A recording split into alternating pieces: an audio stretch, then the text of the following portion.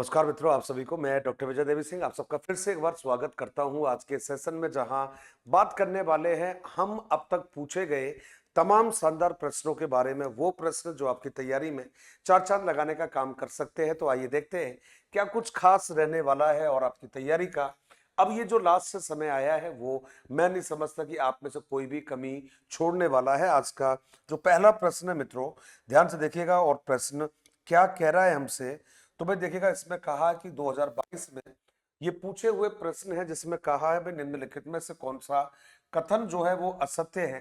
कहता है कि भाई यह समझना जरूरी नहीं है कि प्रत्येक बच्चा अद्वितीय है। तो भाई ये तो गलत जवाब है। ये तो गलत जवाब इसलिए है क्योंकि मनोविज्ञान तो यही कहती है हमेशा ही, आपको ध्यान होगा मनोविज्ञान में बड़ा क्लियर हमेशा ये जवाब दिया जाता रहा है क्या, कि भाई प्रत्येक जो बच्चा होगा ये प्रत्येक बालक विशिष्ट होता है। ये हमने हमेशा ही ध्यान रखा है कि प्रत्येक बालक विशिष्ट होता है या अद्वितीय होता है, आपको ध्यान है ये। और प्रत्येक बालक न केवल विशिष्ट होता है बल्कि उसकी विशिष्टता का सम्मान होना चाहिए। इसलिए ये तो गलत हो गया है। बच्चे का एकीकृत, जी हाँ, पूर्ण के रूप में विकसित होता है, ये भी बिल्कुल ठीक बात है। विकास के एक पहलू में किसी समस्या की दूसरों को प्रभावित करने की संभावना होती है। इसका मतलब है यदि विकास में, ध्यान रखिएगा, कहते साहब कुछ जवाब है आपको जो हमेशा ध्यान रखना है। ये तो ये वाली बात हुई है। दूसरा आपको हमेशा ध्यान रखना है और क्या रहेगा, कहते साहब विकास, हमेशा ध्यान रखिएगा, ये कहते साहब विकास में संगठन कह दीजिएगा और संगठन कह दीजिएगा या फिर एकीकरण का जो सिद्धांत है वो कह दीजिएगा कि विकास में संगठन या एकीकरण होता है। ये आपको ध्यान में रखना है। इसके अलावा मित्रों यदि हम बात करेंगे तो कहते साहब विकास के जो आयाम है, विकास के आयाम पारस्परिक रूप से अंतः संबंधित है। ये भी आपको ध्यान रखना है कि विकास के जो सभी आयाम हैं ये अंतः संबंधित होते हैं, एक दूसरे के साथ में प्रभावित होते हैं। तो पहला जो है वो आपका सही नहीं है, बाकी सारे सही है। अब इसमें एक बात जरूर ध्यान रखना, क्योंकि जब भी हम विकास के बारे में बात करेंगे तो देखो भाई विकास के कुछ सिद्धांत होते हैं मित्रों। मैंने कभी इस बारे में कभी ज्यादा आपसे बातें की नहीं है। उसका कारण है कि मैं हमेशा मानता रहा हूं कुछ टॉपिक ऐसे होंगे जो आपने क्लियर कर रखे हैं। अब यहाँ पर ध्यान रखना है भाई, विकास जो है उसका एक सिद्धांत रहता है कि विकास हमेशा स्वतंत्र होता है। ध्यान रखिएगा, विकास हमेशा दिशात्मक होता है। इसका मतलब है विकास की हमेशा ही एक दिशा होती है, ये हमें ध्यान रखना है। इसके अलावा आप बात करिएगा, जो विकास है उसमें अंतः संबंध देखने को मिलेगा। नेक्स्ट मित्रों ध्यान रखना, और उसमें ध्यान रखिएगा पूर्ववर्ती जो विकास है, ये ध्यान रखिएगा पूर्ववर्ती विकास महत्वपूर्ण होता है। पूर्ववर्ती जो विकास है बच्चे का, मतलब पहली अवस्थाओं में जो बच्चे का विकास होता है वो महत्वपूर्ण होता है, यह आपको ध्यान रखना है। इसके अलावा भी यदि हम बात करें तो कहते हैं विकास, हमेशा ध्यान रखिएगा इसके बारे में भविष्यवाणी संभव है। मतलब हम बच्चे के विकास के बारे में हम क्या कह सकते हैं भाई, बच्चों को देखकर, उनके विकास को देखकर भविष्यवाणी करना हमारे लिए संभव है। इसी में ध्यान रखिएगा मेरे मित्रों, जब भी हम विकास के बारे में बात करेंगे कहते साहब संभावित खतरे भी इसमें होते हैं। तो ये हमने कहा कि विकास में हमेशा संभावित खतरे भी पाए जाते हैं। इसके अलावा मित्रों बात करोगे तो आपको ध्यान रखना है, जब भी हम विकास के बारे में बात करेंगे तो हमने एक ही बात कही है, और वो कहा कि भाई विकास के बारे में ये हमेशा ही सामान्य से विशिष्ट की तरफ चलता है। विकास सामान्य से स्टार्ट होता है और सामान्य से किस तरफ चलेगा, तो विशिष्ट की तरफ चलेगा, ये हमने बात कही है। इसके अलावा मित्रों बात करें विकास के बारे में तो इतना जरूर कहिएगा कि विकास लयात्मक होता है। विकास के बारे में आपको ध्यान रखिएगा कि जो विकास है इसके अलावा कहते हैं साहब सर्पिलाकार कह दीजिएगा, बहुदिश होता है। और बहुदिश को आप स्पाइरल भी कह सकते हो, स्पाइरल होता है। ये हमने आंसर दिया है। तो ये विकास से जुड़े हुए कुछ सिद्धांत है मेरे मित्र जिनको आपको ध्यान में रखना है। अगला प्रश्न मित्रों ध्यान से थोड़ा सा देखिएगा आप, करक तब होता या होती है जब परिपक्वता और अनुभव के कारण, जी हाँ, मनुष्य में क्रमबद्ध और प्रगतिशील परिवर्तन होते हैं। इसका आप क्या जवाब देखोगे? जरा ध्यान से इस प्रश्न को आप देखोगे और ध्यान से देखकर आप बताओगे कि भाई इसका जो आंसर है ये हमारा क्या रहेगा। तो यहाँ पर क्या कहा गया है भाई? पहला है वृद्धि होती है, ये कहा है। दूसरा मित्रों आपसे कह रहा है कि विकास होता है, शारीरिक बदलाव होता है और मानसिक परिवर्तन होता है। ध्यान रखिएगा मित्र, कह रहा है कि भाई परिपक्वता और अनुभव के कारण मनुष्य में, ध्यान रखिएगा, जब भी आप बात करोगे परिपक्वता की बात करोगे और परिपक्वता के साथ में यदि आप लोग बात करते हो अनुभव की, तो कुछ आगे कहने की जरूरत नहीं है, क्योंकि परिपक्वता प्लस अनुभव इजकल टू आपको ध्यान रखना है। तो विकास आपको ध्यान में रखना है, ये आपको ध्यान में रखना है, परिपक्वता और अनुभव के कारण। जी हाँ, आपका जो आंसर है ये बी रहेगा। अगला प्रश्न, निम्नलिखित में से कौन सी बचपन की विशेषता नहीं है मेरे मित्र? कह रहा है भाई प्राक टोली आयु, अनुकरणीय आयु, सवाल करने की आयु और खिलौनों की आयु। ये तो मित्र सारे ही जो जवाब है आपके ये बिल्कुल सही है। ये तो स्टार वाला प्रश्न, स्टार का मतलब हो गया है बोनस जाएगा इस प्रश्न पर, क्योंकि ये 2022 में, याद रखिएगा 2022 का आया हुआ प्रश्न है। सारे जवाब ठीक है, इसलिए ये आंसर नहीं बनेगा। अब एक छोटी सी जानकारी है मित्रों आप लोगों के लिए। सर को आप जानते ही हो, आशीष सर फिजिक्स के जाने पहचाने हमारे गुरुजी रहे हैं, हमारे साथी रहे हैं। जोरदार काम इन दिनों में साइंस में कर रखा है राजस्थान के बच्चों के लिए। इसलिए यदि आप विज्ञान से डर लगता है या विज्ञान को आप जटिल सब्जेक्ट समझते हो, चाहे तैयारी आप किसी भी एग्जाम के लिए करिएगा, गुरुजी के वीडियो, गुरुजी की क्लासेस ऑनलाइन ऑफलाइन दोनों मोड पर उपलब्ध है। तो आपको जहां अच्छा लगे, सबसे पढ़ना चाहते हो वो आप गुरुजी से पढ़ सकते हो। फिजिक्स के खूब सारे वीडियो सर ने डाल रखे हैं। जब भी आप YouTube पर आशीष सर फिजिक्स डालोगे, सर का नाम सबसे पहले चमकता हुआ दिखाई देगा। और इस चैनल को आपको सब्सक्राइब करना है, वीडियोस को देखना है, लाइक करना है, कमेंट्स करना है, क्योंकि यदि घर बैठे ऑनलाइन यदि पढ़ने का मौका मिल जाए, वो भी राजस्थान के जाने पहचाने गुरुजियों के द्वारा, तो मैं समझता हूं कि आपके लिए किसी लॉटरी से कम नहीं होगा। इसलिए जितना अभी कम समय आपके पास बचा है, आपके फ्रेंड्स के पास में, या रीट के बाद में आप किसी भी एग्जाम में थर्ड ग्रेड में या बाकी सेकंड ग्रेड में जाते हो, तो आपको ये सारे जो वीडियोज है सर की, ये आपको देखना है। चाहे आरपीएससी ग्रेड सेकंड की बात करिएगा, रीट लेवल सेकंड की बात करिएगा, लैब असिस्टेंट की बात करिएगा, ये सारे कोर्स सर के अवेलेबल है, इनको आप जरूर देखिएगा। और सर को, जी हाँ, जरूर से जरूर इन वीडियोज को देखते हुए सर को बधाई जरूर दीजिएगा। अगला जो क्लास है आपका, प्रकृति एवं पोषण निम्नलिखित में से किससे संबंधित होता है मित्र? ये कह रहा है भाई प्रकृति की तरफ कह रहा है, पोषण की तरफ कह रहा है, आनुवंशिकता एवं वातावरण, व्यवहार एवं वातावरण, वातावरण एवं जीव विज्ञान, वातावरण एवं पालन पोषण। मेरे मित्र इतना जरूर ध्यान रखिएगा, जब भी आप प्रकृति की बात करोगे तो भाई देखो हमेशा ध्यान रखना, ये तो रहा है आपका प्रकृति और ये रहा है आपका वातावरण। और जब भी आप प्रकृति और वातावरण की मित्रों बात करोगे, ये दोनों नाम हमेशा ध्यान रखना।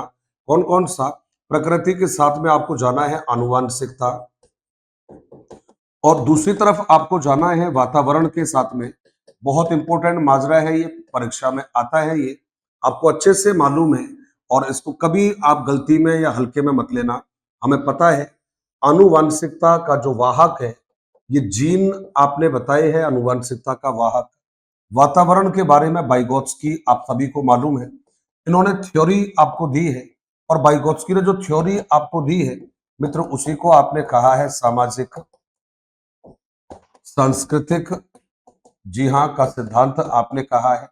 इसके अलावा मित्रों यदि हम बात करते हैं, तो आपको पता है वॉटसन का नाम आता है। क्लियर कह रहा है आप मुझे स्वस्थ बालक दे दो, ये इन्होंने क्लियर ही कह दिया है, भाई आप मुझे स्वस्थ बालक दे दो, फिर देखो मैं उसका क्या करता हूं। इसका मतलब हुआ है आपका ए जो है ये आंसर रहेगा। अगला प्रश्न है मित्रों, प्रतिभाशाली बालक की जो बुद्धि लब्धि है वो कितनी होती है? 130, 140, एक, जी हाँ, 55 और 120।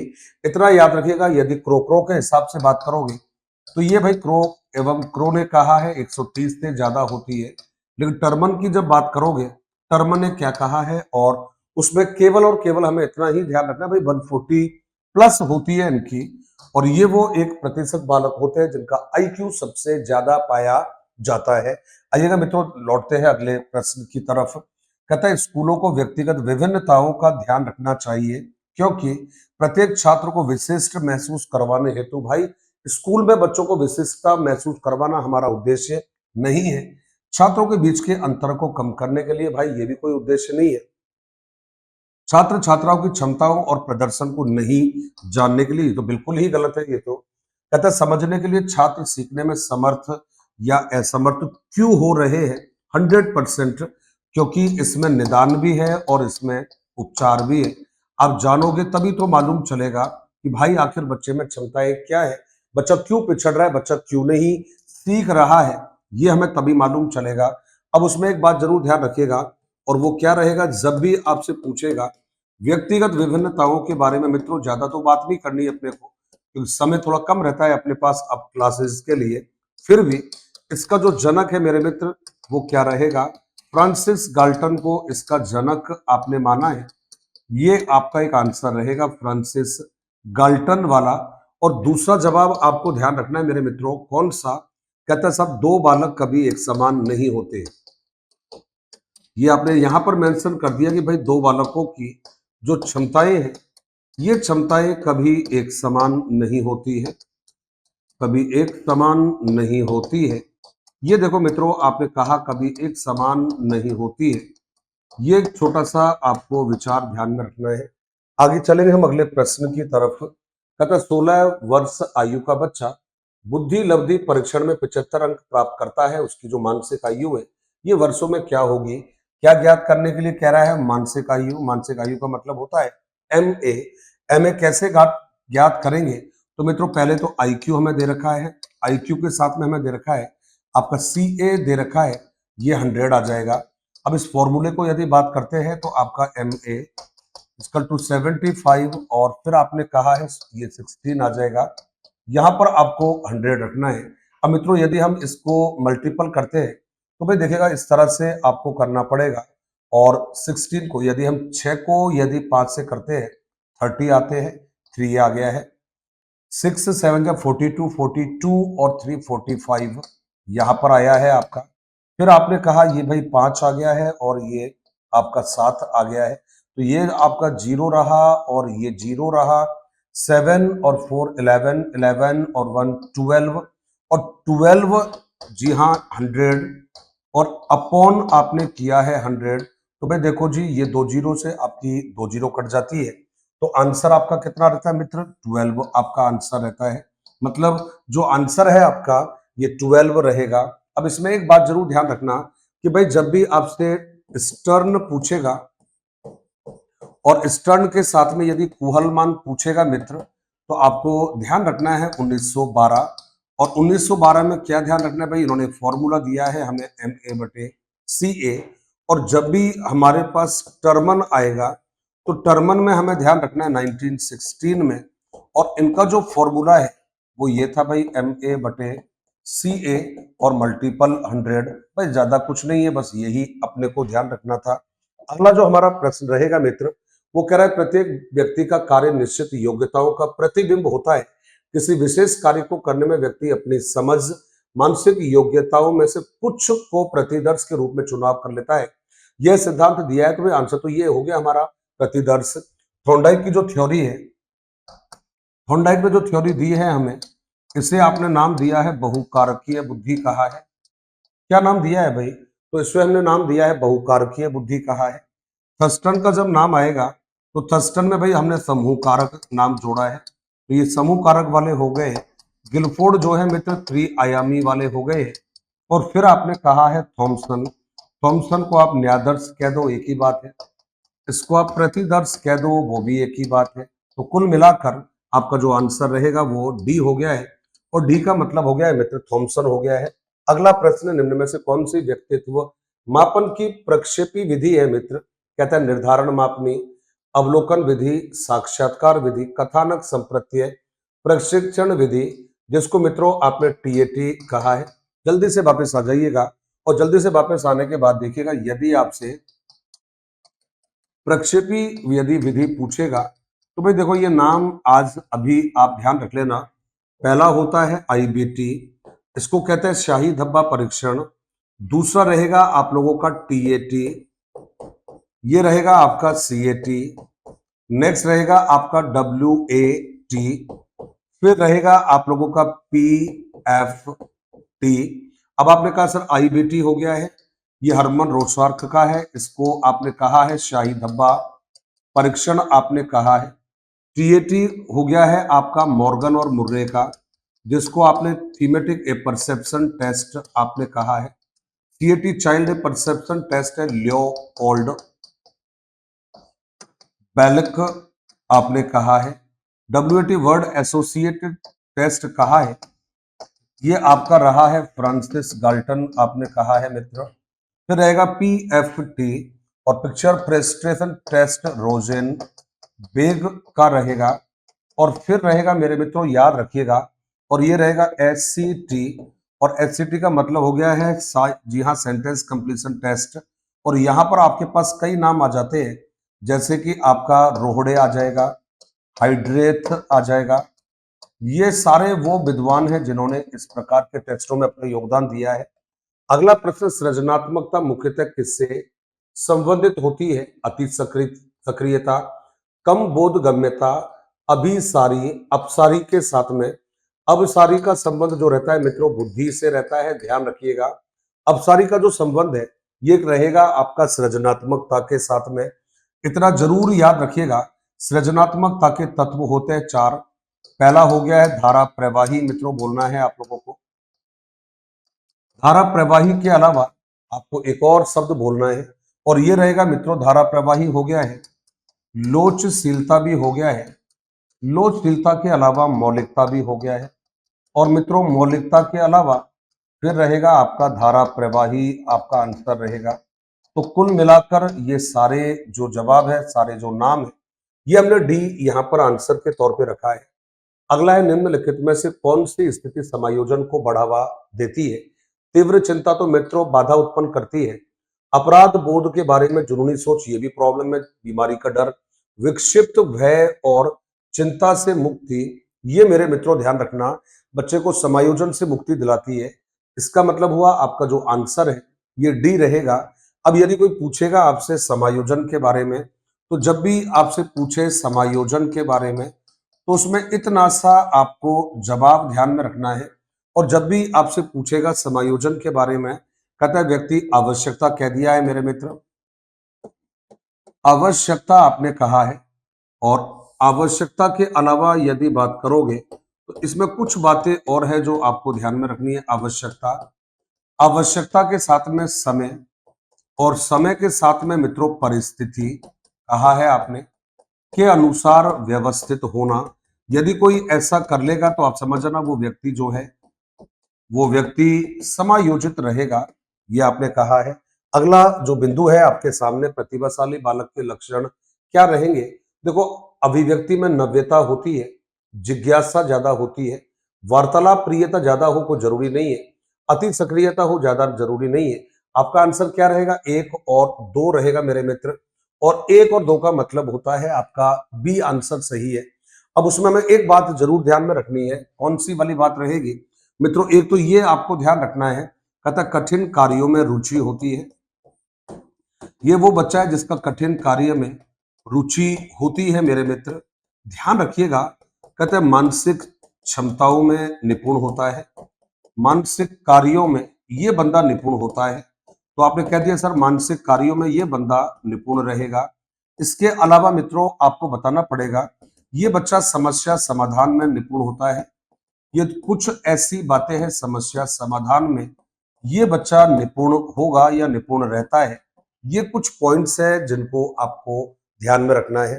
हम अगले प्रश्न की तरफ लड़ेंगे। कह रहे बुद्धि लब्धि के लिए निम्नलिखित में से फॉर्मूला किसने दिया है? तो भाई देखो ये जो प्रश्न है, क्योंकि तो यहाँ तो दे नहीं रखा है फॉर्मूला क्या है, तो यदि फॉर्मूला पूछेगा ये वाला MA/CA और मल्टीपल 100, यदि ये आपको दे रखा है तब तो 100% आपका जो आंसर रहेगा ये टर्मन रहेगा।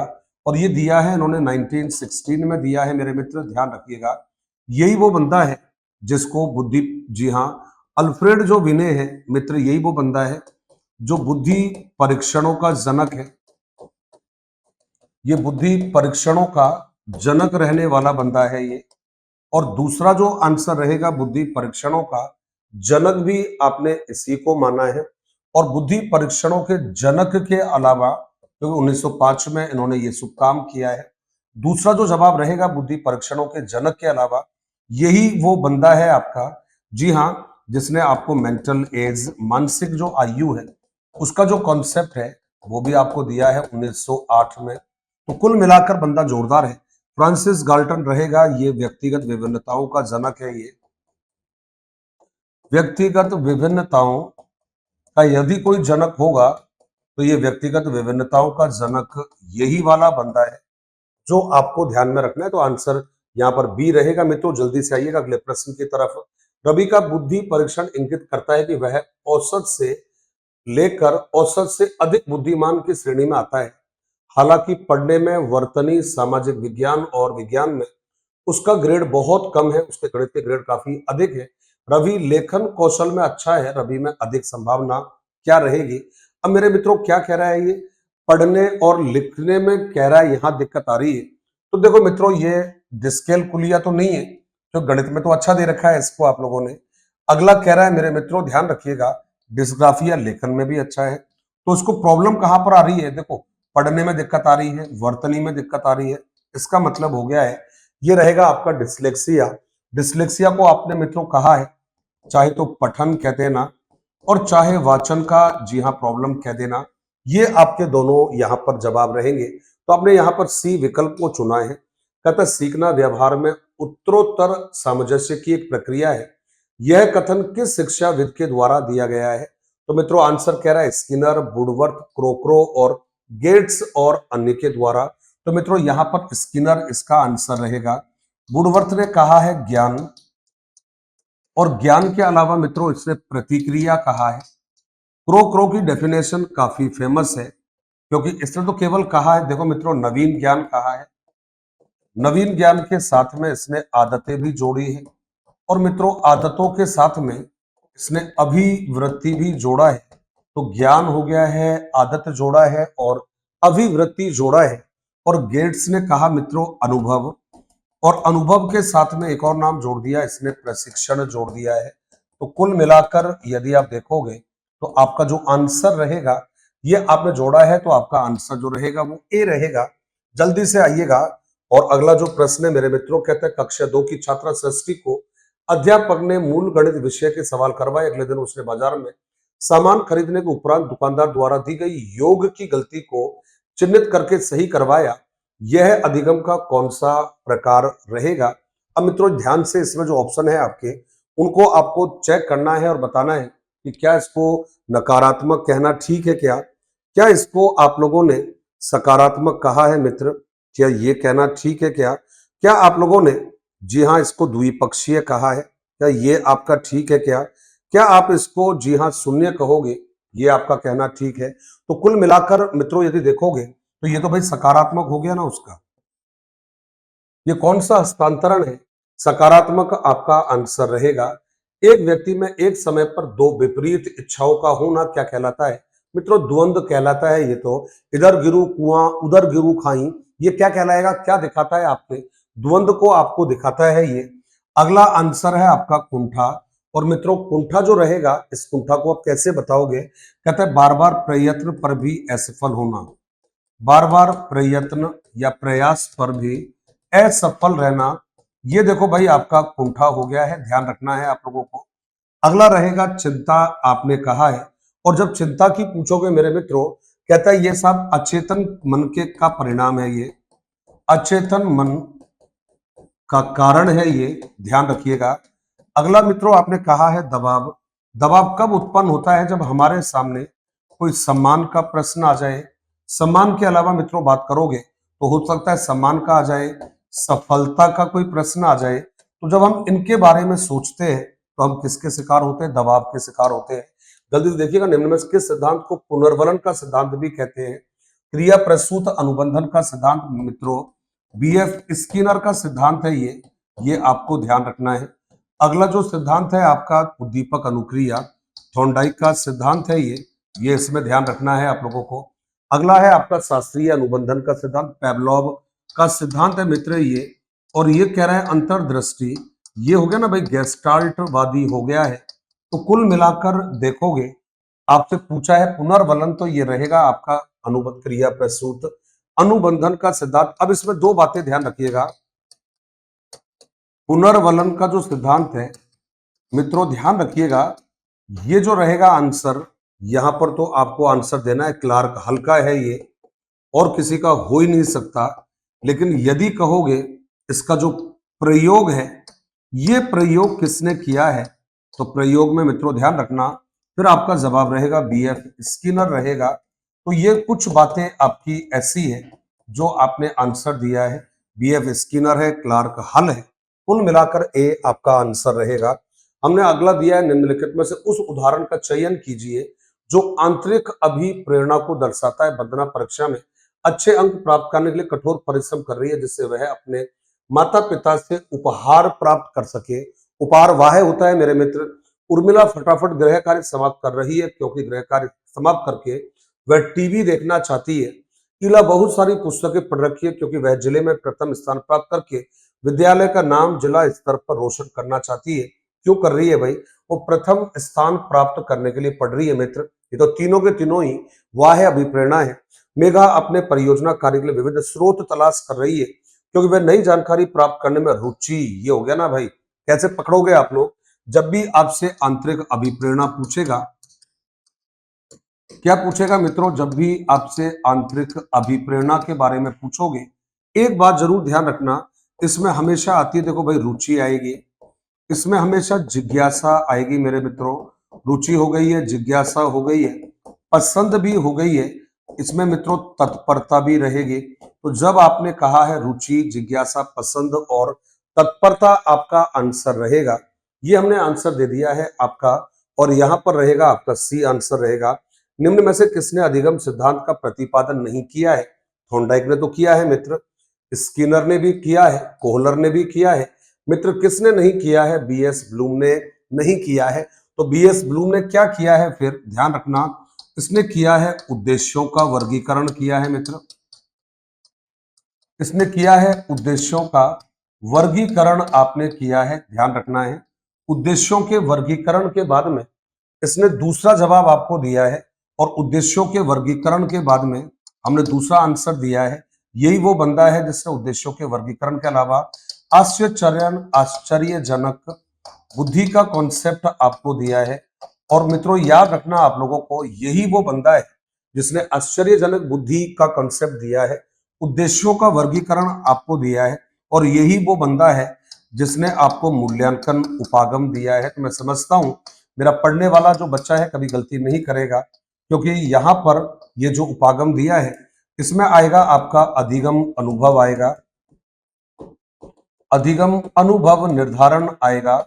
क्योंकि केवल आंसर बताने से काम नहीं चलता, इसका ये होगा, इसका ये होगा, इसका ये होगा।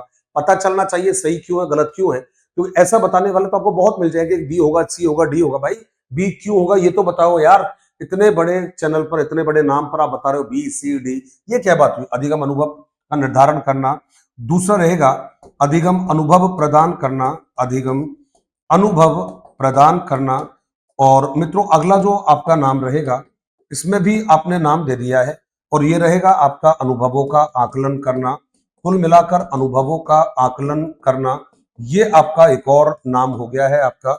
आपका अगला जवाब है, बार बार बच्चों को सजा से बचने या इनाम पाने के लिए सीखने की गतिविधियों में संलग्न होने के लिए कहना क्या दर्शाता है? उनकी बाहरी प्रेरणा को कम करता है, आंतरिक प्रेरणा को बढ़ावा देता है, बच्चों को लक्ष्य प्रदर्शन की बजाय महारत हासिल करने के प्रति ध्यान केंद्रित करने के लिए प्रोत्साहित करना है, बच्चों की प्राकृतिक रुचि और सीखने में शामिल होने की जिज्ञासा को कम करता है।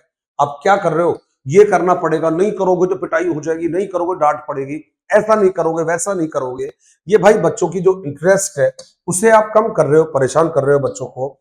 ध्यान से देखिएगा, आरटी अधिनियम 2009 के अनुसार शिक्षकों के लिए प्रति सप्ताह काम के लिए निर्धारित किया है मेरे भाई, 40 नहीं है, 42 नहीं है, 45 घंटे निर्धारित किया है मेरे मित्र, जिसमें टीचरों को पढ़ाना भी होगा, और पढ़ाने के साथ साथ उनको तैयारी भी का समय भी है, इसमें ध्यान रखना है ये। और कुछ छोटी छोटी बातें मेरे मित्रों ध्यान रखिएगा, 1 अप्रैल 2010 को इसे लागू किया है, ध्यान रखना है आप लोगों को। अगला जवाब ध्यान रखना है मेरे मित्रों, प्राइमरी सेक्शन की जब बात करोगे, तो प्राथमिक स्तर की जब बात करेंगे, तो यहां पर अनुपात जो रहेगा ध्यान रखना है, 1:30 आपका रेशियो रहेगा। यहां आपको पढ़ाने हैं 200 दिन आपको पढ़ाने होंगे और ध्यान रखना 800 घंटे आपकी क्लास लगेगी। इसके अलावा मित्रों ध्यान रखना, यदि आपके पास में 150 बच्चों पर ध्यान रखना 150 यदि बालक है तो आपके पास में फिर प्रधानाध्यापक होगा। ये आपको ध्यान रखना है, प्रधानाध्यापक होगा। और यदि आप उच्च प्राथमिक की बात कर रहे हो और उच्च प्राथमिक पर जब आप बातें करोगे तो भाई देखो, उच्च प्राथमिक पर पहला जवाब जो रहेगा वो आपने जोड़ा है 1:, जी हाँ 35 रहेगा। 1:35 आपको जवाब देना है। दूसरा जवाब देना है भाई, यहां पर 220 दिन आपको पढ़ाने होंगे और इसके अलावा यदि बात करोगे तो 1000 घंटे भी आपको पढ़ाने होंगे। इसके अलावा मित्रों बात करते हो तो यहां पर आपके पास में यदि 100 बच्चे हैं तो 100 बच्चों पर आपको प्रधानाध्यापक देना पड़ेगा। तो ये कुछ फैक्ट है जो आपको ध्यान रखने हैं। अगले प्रश्न की तरफ चलते हैं।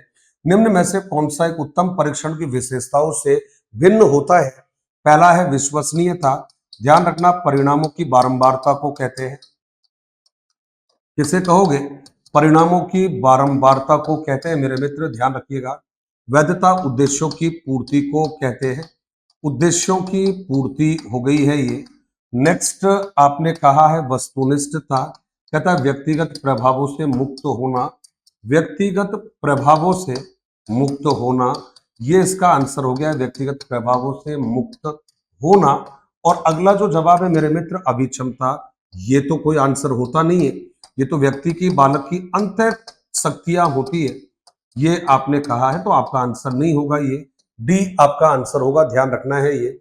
अगला प्रश्न है मेरे मित्र, विद्यार्थी केंद्रित पाठ्यक्रम में निम्नलिखित में से कौन सबसे ज्यादा महत्वपूर्ण होता है? अध्यापक, बच्चा, विषय वस्तु, वातावरण? जी नहीं, बच्चा होगा। और ध्यान रखना, इसको कहा है आपने सुविधा प्रदाता, आपने नाम दिया है टीचर को, ध्यान रखना है सुविधा प्रदाता। मित्र इसी को कहा है आपने सुगम कर्ता कहा है और यही बंदा है जिसको आपने उत्प्रेरक कर्ता भी आपने नाम दे दिया है। तो सुविधा प्रदाता, सुगम कर्ता, उत्प्रेरक कर्ता, मित्र ये कहा है एनसीएफ 2005 में आपने कहा है। ये आपका आंसर रहेगा। इधर यदि बात करें तो यही देखो भाई, ध्यान रखना, ये स्वतंत्र भी होता है और स्वतंत्र के अलावा ये प्रभुत्ववादी भी होता है और प्रभुत्ववादी के अलावा ये निरंकुश भी होता है मित्र। तो कुल मिलाकर आपको ध्यान रखना है, ये जो रहेगा इसको आपने कहा है मित्र आश्रित कहा है और आश्रित के अलावा इसको आपने परतंत्र भी कहा है। मैं नहीं समझ सकी, गलतियां करोगे। अगला प्रश्न, एक चिंतनशील शिक्षक कक्षा कक्ष में ऐसी परिस्थितियां उत्पन्न करता है कि छात्र व्याख्यान सुन सके, गलत है। कक्षा कक्ष में शिक्षक के व्यवहार के नोट्स, व्याख्यान के नोट्स बना ले। कक्षा कक्ष में अनुशासन बनाए रखे, गलत है। छात्रों शिक्षकों में पारस्परिक अंतःक्रिया को प्रोत्साहन मिले, मेरे मित्र इसका सबसे बड़ा समर्थक वाइगोत्स्की है, ध्यान रखना। कौन रहेगा सबसे बड़ा समर्थक? वाइगोत्स्की रहेगा। जोरदार प्रश्न है ये। आइएगा अगले प्रश्न की तरफ। क्रियात्मक अनुसंधान का अर्थ होता है अनुभवैर्य अध्ययन। अनुप्रयुक्त, जी हाँ, अनुसंधान एक शोध जिससे तत्काल समस्या को हल किया जा सके। मित्रों आपका आंसर क्या रहेगा? आपका सी आपका आंसर रहेगा। ध्यान रखना, जब भी क्रियात्मक अनुसंधान आपसे पूछा जाएगा, जिसको आपने एक्शन रिसर्च कहा है, तो मित्र जब भी ये क्रियात्मक अनुसंधान पूछा जाए तो आपसे पूछेगा भाई, शब्द का प्रयोग पूछेगा, इसका वर्णन पूछेगा और फिर पूछेगा मेरे मित्र इसका जनक। अब ये 3 प्रश्न पूछा जाए तो यहां तो आपको ध्यान रखना है कॉलियर का जवाब देना। ये शब्द पहली बार कॉलियर ने यूज किया है। इसका प्रयोग सबसे पहले वर्णन के रूप में वर्किंघम ने किया है और जनक जो रहेगा मेरे मित्र ये रहेगा स्टीफन एम कोरे रहेगा। और इतना सा जरूर ध्यान रख लेना, कहते साहब इसमें चाहे आप शैक्षिक कह देना और शैक्षिक के अलावा आपका दूसरा आंसर है मित्र विद्यालय कह देना। तो शैक्षिक कोमा विद्यालय समस्याओं का, ध्यान रखना है आपको, का समाधान करता है ये। तो आंसर आपका क्या रहेगा? कहते साहब शैक्षिक विद्यालय समस्याओं का समाधान इसमें किया जाता है या इसमें होता है। ये देखो भाई, आपने कुछ लाइन कुछ नाम आपने दे दिए हैं, तो सी आपका आंसर रहेगा। कहता है एनसीएफ 2005 के अनुसार एक शिक्षक की भूमिका होनी चाहिए देखो अभी लास्ट में मैंने बताया अनुमोदक नहीं होती है, सुविधा प्रदाता की होनी चाहिए, आधिकारिक नहीं होनी चाहिए, तानाशाही की नहीं होना चाहिए। मित्र एनसीएफ आया है तो आने दो, कोई फर्क नहीं पड़ेगा हमें। कहते साहब इसके जो अध्यक्ष थे वो अध्यक्ष थे साहब प्रोफेसर यशपाल साहब। ध्यान रखना है, प्रोफेसर यशपाल साहब जो थे इसके अध्यक्ष रहे। ध्यान रखिएगा, इनके नेतृत्व में राष्ट्रीय संचालन समिति का गठन किया है। राष्ट्रीय संचालन समिति का मेरे मित्रों आप लोगों ने इसमें गठन किया गया था, ये आपने कहा है, राष्ट्रीय संचालन समिति का गठन किया है। दूसरा जवाब दिया है मित्रों, आपको ध्यान रखना है, ये जो एनसीएफ 2005 है, ये एनसीएफ 2005 में कुछ बातें रहेगी। पहला है आपका ज्ञान को बाहरी जीवन से जोड़ना, ज्ञान को बाहरी जीवन से जोड़ना है, उदाहरण वगैरह देकर आपको पढ़ाना है, बाहरी जीवन से जोड़ना है मित्र, बाहरी जीवन से जोड़ना है, ये आपका पहला आंसर दे दिया है आपने। दूसरा कहा है मित्र, और उसमें कहा है जो परीक्षा है आपकी, परीक्षा भय मुक्त होनी चाहिए, भय मुक्त और लोचशील होनी चाहिए। नेक्स्ट आपने कहा है शिक्षा रटंत प्रक्रिया से मुक्त हो, रटने से मुक्त होनी चाहिए। अगला जवाब वो मेरे मित्र दिया है आपने, शिक्षा रटने से मुक्त भी होनी चाहिए। और नेक्स्ट आपने इसमें एनसीएफ 2005 में जोड़ा है, क्या रहा है शिक्षा का जो उद्देश्य है, ये बालक का सर्वांगीण विकास करना होना चाहिए, शिक्षा सर्वांगीण विकास करे, ये आपका उद्देश्य हो गया है। और मेरे मित्रों इसी में लास्ट जोड़ना है, क्या कहा है, कहता है साहब जो राष्ट्रीय चिंताएं हैं हमारी, उन राष्ट्रीय चिंताओं का उसमें समावेश होना चाहिए। तो कुल मिलाकर ये सारी बातें इसमें जोड़ी है। आइएगा अगले प्रश्न की तरफ। मूल्यांकन का उद्देश्य क्या होता है, बच्चों को मंद शिक्षार्थी और प्रतिभाशाली बच्चों के रूप में अंकित करना। गलत जवाब है मेरे दोस्त, लेबलिंग करना होता ही नहीं है, लेबलिंग करना इसका उद्देश्य होता ही नहीं है। उन बच्चों की पहचान करने के लिए जिन्हें अपचारी उपाय की आवश्यकता है, मेरे मित्र ये आपका आंसर रहेगा कि उन बच्चों की पहचान करने के लिए जिन्हें अपचारी उपाय की आवश्यकता होती है। उपचारी ठीक है, सीखने की कठिनाइयों और समस्या क्षेत्रों का निदान करने के लिए उस सीमा तक प्रतिपुष्टि प्रदान करना जहां तक हम उत्पादनशील जीवन के लिए शिक्षा प्रदान करने में सफल रहे। मित्रों ये डी आपका आंसर रहेगा। कुल मिलाकर आपको ध्यान में देना है, कहता है निम्नलिखित विकास के सिद्धांतों का उनके सही वर्णन से मिलान कीजिए। अब सही मिलान कौन सा रहेगा मित्र, ध्यान से आपको देखना है। पहला है आपका समीप दूराभिमुख, समीप से दूर का मतलब हो गया है मेरे मित्र, ध्यान रखना, ये हो गया है डी आपका आंसर हो गया है। फिर कह रहा है सिर से पदाभिमुख, सिर से पैर की तरफ मेरे मित्र, ये हो गया है आपका, इसका मतलब है स्टार्टिंग में आपने कह दिया है डी ए हो गया है, तो डी ए यहां पर दे रखा है, डी ये, तो आपका आंसर तो मित्रों यहीं पर हो गया। इससे आगे नहीं भी देखे तो हम जरूरी कोई फर्क नहीं पड़ता है, तो आपका आंसर क्या हो गया मित्र, ये ए हो गया है। अगला है विकास से की ओर बढ़ता है, विकास कैसे बढ़ेगा मेरे मित्र, विकास सामान्य से विशिष्ट ही बढ़ता है, तो ये जो ए है ये आपका ऑप्शन रहेगा, विकास हमेशा सामान्य से विशिष्ट की तरफ बढ़ता है मेरे मित्र। अगला है एल्बर्ट बेंडूरा द्वारा प्रस्तावित जो अधिगम का सिद्धांत है उसे आप लोगों ने क्या नाम दिया है, तो इसको हम लोगों ने आंसर दे दिया है भाई, पहला शास्त्रीय अनुबंधन का सिद्धांत पेवलोव का रहेगा, ये किसका है, ये पेवलोव का रहेगा। संज्ञानात्मक सिद्धांत मेरे मित्रों ध्यान रखिएगा, संज्ञानात्मक सिद्धांत जीन पियाजे का दिया है, ये जीन पियाजे का आपको दिया है। अंतर्दृष्टि जो सिद्धांत है ये दिया है गेस्टाल्टवाद वालों ने दिया है। और फिर आपने मेरे मित्रों दिया है सामाजिक अधिगम का सिद्धांत, ये सामाजिक अधिगम वाला जो सिद्धांत है ये आपको दिया है जी हाँ बांडूरा के द्वारा। तो कुल मिलाकर जो आपका आंसर है एल्बर्ट बेंडूरा पूछा है, डी हमारा आंसर बिल्कुल ठीक है। अब उसमें अपने को क्या करना है मेरे मित्र, ये सामाजिक अधिगम वाला है, ये इसी को कहा है मॉडलिंग थ्योरी वाला भी आपने कह दिया है। और मॉडलिंग थ्योरी में भी आपको पता है ना भाई, सबसे पहले बंदा कह रहा है धारण कह रहा है, और अवधान इससे पहले भी लेकर आ रहा है, पहला अवधान हो गया है, अवधान के साथ में दूसरा जो कह रहा है अवधान हो गया है, धारण हो गया है मेरे मित्र। धारण के बाद में ये कह रहा है पुनः प्रस्तुतिकरण,